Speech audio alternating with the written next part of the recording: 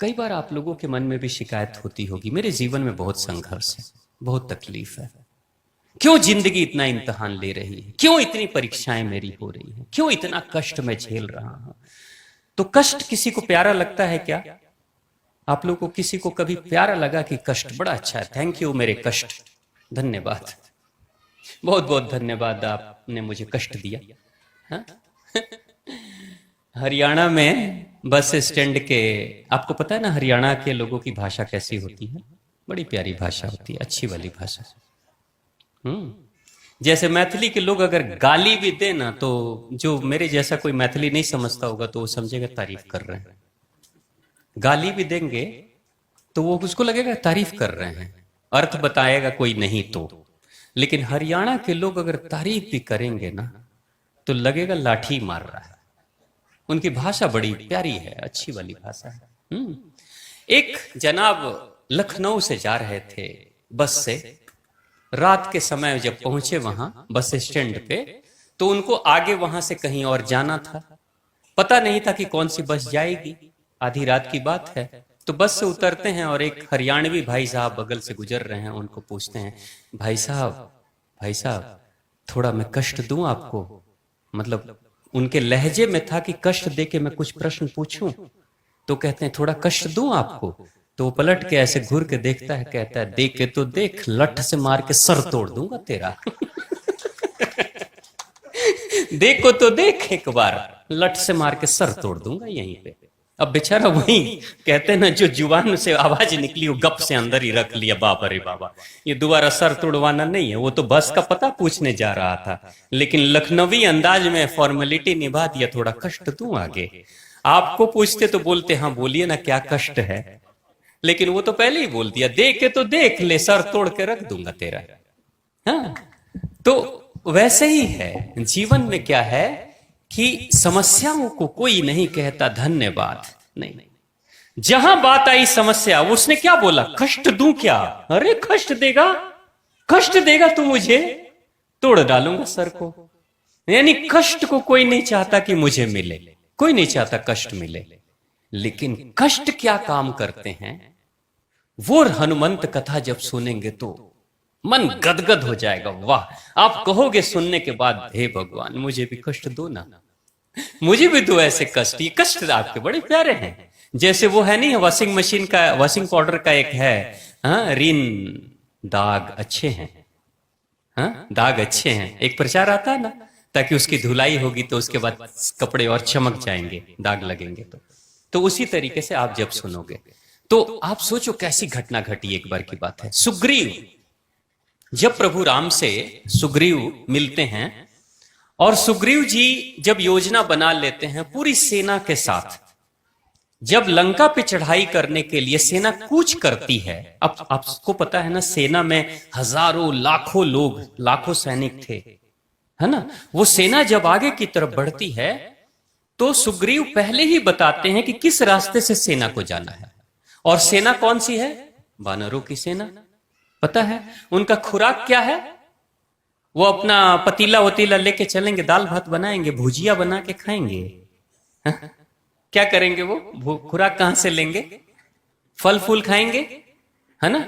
उनके लिए कोई स्टोव, गैस स्टोव नहीं चाहिए कि रोशन तेल लेकर चल रहे हैं साथ में, नहीं चाहिए उनको।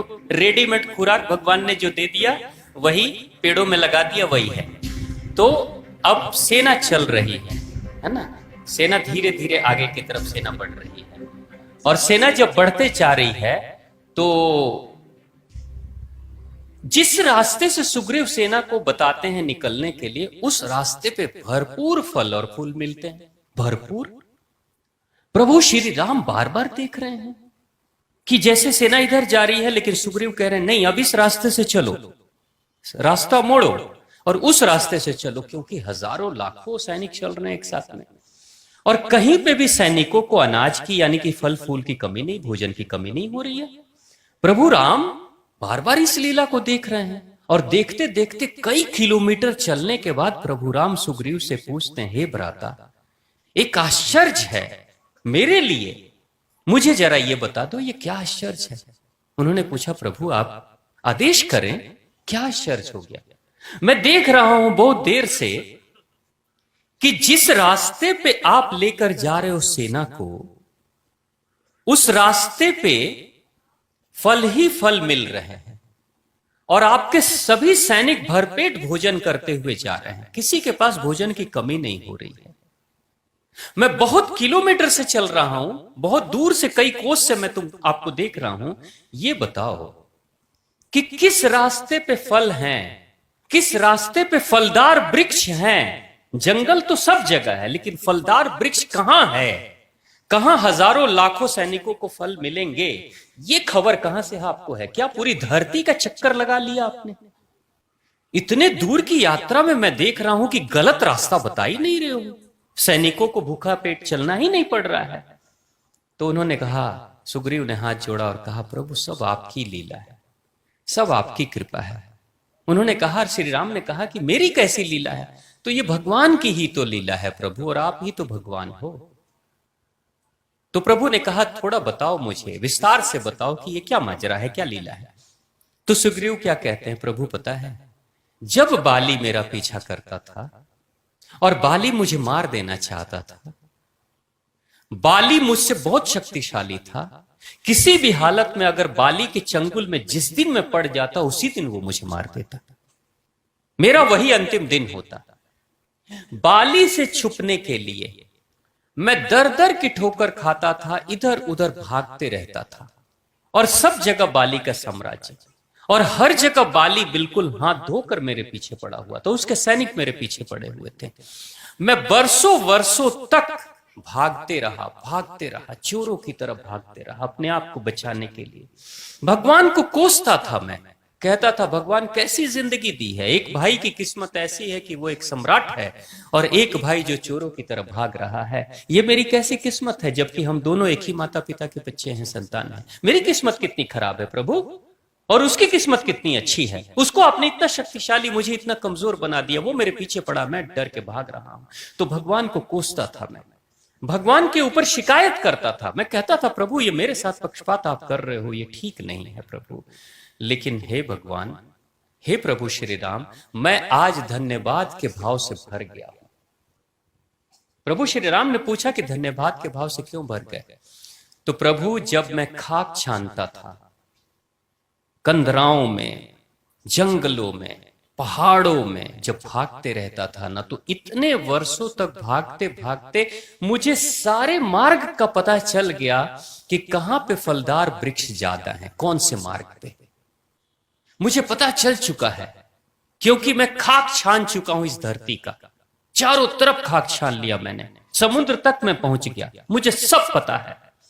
आज मेरे जीवन का वो भागने वाला दिन का अनुभव आज काम आ रहा है प्रभु की सेवा में, आपकी सेवा में काम आ रहा है। अगर वो अनुभव, उन कष्टों के दिनों का अनुभव अगर मैं संजो के नहीं रखा होता, वो कष्ट के दिन मुझे भगाते नहीं, दौड़ाते नहीं, चप्पा चप्पा छान मारने के लिए मुझे मजबूर नहीं करते, तो आज मेरे हजारों लाखों सैनिक भूखे मर जाते।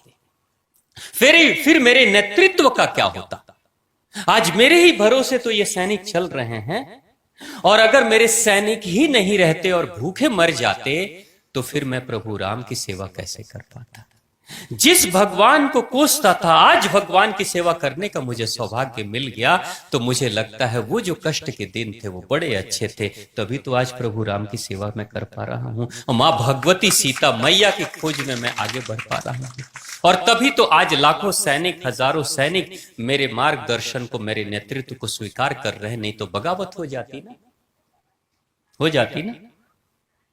तो सुग्रीव कौन है? हम भी सुग्रीव हैं। हमारे जीवन में भी अभी जो कष्ट चल रहा है, या भविष्य में जो कष्ट आएगा, या पहले जो कष्ट आ चुके हैं, जो तकलीफें आपने अपनी जिंदगी में झेली हैं, पलट कर देखिएगा। आज रात में जाइएगा घर पे, तो सोने से पहले बिस्तर पे थोड़ा चिंतन कर लीजिएगा कि जो कष्ट आपने पिछले 1 साल, 2 साल, 3 साल या 10 वर्ष पहले झेला, क्या उस कष्ट ने आपके जीवन में कुछ दिया नहीं आपको? क्या आपके कष्ट ने आपको कुछ सिखाया है? आप सबके कष्ट ने कुछ सिखाया है? अगर सिखाया है किसी को, तो हाथ उठाकर बताइए कि मेरे कष्ट ने मुझे कुछ सिखाया है। हाथ उठाइए। अगर आपके कष्ट ने आपको कुछ सिखाया है, देखिए, देख लीजिए, सबके हाथ उठे हुए, जोरदार तालियां अपने लिए। अब सभी माताएं, बहनें, बाबूजी लोग, भैया, उस कष्ट के लिए भगवान की शिकायत आप करोगे आज या धन्यवाद करोगे? करोगे ना, क्योंकि सिखाया है कष्ट ने। तो कष्ट आपको दुखी करने के लिए नहीं आता, कष्ट आपको और ज्ञानवान, अनुभवशील और मजबूत मार्गदर्शन करने के लिए आता है।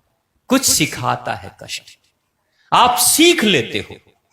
जैसे एक कुम्हार अगर अपने घड़े से प्रेम करता है तो घड़े को सुंदर बनाता है, जरूरत पड़े तो घड़े को मारता भी है सीधा करने के लिए, और उस घड़े को धधकती हुई आग में डाल भी देता है। तो घड़ा सोचता होगा कितना निर्दयी है, मुझे जला रहा है। लेकिन वही आग में जला हुआ घड़ा किसी प्यासे के गले को तृप्त कर देता है। अगर आग में जलता नहीं तो तृप्त कर पाता क्या? पानी रख पाता क्या? वो जला है तो जलने के समय उसको पता है कि शीतलता का आनंद क्या है। जिस व्यक्ति ने चिलचिलाती धूप को झेला नहीं है उसको चांद की चांदनी अच्छी नहीं लगती। जो भूख को नहीं झेला है वो कभी भोजन को श्रद्धा से देख नहीं पाता, सम्मान से देख नहीं पाता है। जिसने मेहनत करके पैसे नहीं कमाए हैं वो मां बाप के पैसों को उड़ा देता है, लुटा देता है। यानी कीमत पैसे की नहीं होती, कीमत मेहनत की होती है। राजा का इकलौता बेटा था और राजा का इकलौता बेटा फिजूल खर्च करता था। लोगों ने कहा राजा जी आपका बेटा ऐसा ही रहेगा ना, बर्बाद हो जाएगा, आपके पूरे साम्राज्य को आपके बाद खत्म कर डालेगा, बेहतर है इसको कुछ सीख दो। तो राजा ने कहा चलो मैं सीख देता हूं। राजा ने कल बेटे को बोला सुनो, कल तुम 10 रुपए कमा कर आओगे तभी तुम्हें घर महल में खाना मिलेगा। इकलौता बेटा है, राजा का बेटा है, 10 रुपए कमा कर आओगे तभी खाना मिलेगा। सुबह से तुम घर से निकल जाना, 10 रुपए कमा कर आना। राजा ने कहा, बेटा चला गया। रानी कहती है ठीक है बेटा जाओ। शाम को आता है और राजा पूछते हैं तुम कमा के लाए हो? हाँ। तो ठीक है खाना खाओ। चलो खाना खाने वो जैसे ही जाता है तब तक राजा कहते हैं कि सुनो वो जो 10 रुपया तुम लेकर आए हो ना कमा के, वो मुझे दो। तो वो जेब से निकाल कर दे देता है। राजा कहते हैं फाड़ को, इसको फाड़ दो। तो फाड़ देता है, 10 रुपये वो फाड़ देता है। राजा कहते हैं जाओ खाना खा लो। दूसरे दिन राजा फिर कहते हैं सुनो 10 रुपये कमा के लाओगे तभी तुम्हें हम खाने का अवसर देंगे, नहीं तो खाना नहीं मिलेगा। उसके बाद से दूसरे दिन भी जाता है, 10 रुपये कमा के लाता है और राजा कहते हैं जाओ लाओ इसे फाड़ो। तो फाड़ देता है, चलो फट गया। अब तीसरे दिन राजा अपने पूरे राज्य में सभी लोगों को कह देता है, ढिंडोरा पिटवा देता है कि राजकुमार को मैंने आदेश किया है मेहनत से कमा के, तो मेहनत से कमाने में ही कोई भी सहयोग करेगा, नहीं तो गलत तरीके से जो इसको सहयोग करेगा उसको दंडित किया जाएगा। ऐसा ढिंडोरा जब पीट दिया जाता है और पूरे नगर में खबर हो जाती है, अब सारे नगर के लोग अलर्ट हो जाते हैं कि राजकुमार आएगा। तो उस दिन राजकुमार को कहीं काम नहीं मिला और ना ही पैसा मिला। अब राजकुमार अपने राज्य को, अब राजकुमार जो है उसको कोई नौकरी पे भी कब रखेगा, क्योंकि कल को बनने वाला राजा है, नौकरी पे रखेंगे, पता नहीं राजा बनने के बाद कहीं इसका दिमाग ना खराब हो जाए और मुझे दंडित ना कर दे। इसलिए उसको पूरे राज्य में कहीं काम नहीं मिला। तो दूसरे राज्य में जाता है, पसीने बहाता है, मिट्टी उठाता है, कोयला उठाता है और दिन भर मशक्कत मेहनत करता है, तब जाके 10 रुपए कमाता है। पूरे कपड़े काले काले हो गए थे, चेहरा काला हो गया था, धूप में जला था, भूख प्यास से तड़पा था। शाम को आता है 10 रुपए कमाकर। राजा कहते हैं कमाए हो? तो आज हुलिया ही बता रहा था कि वो कमाया था।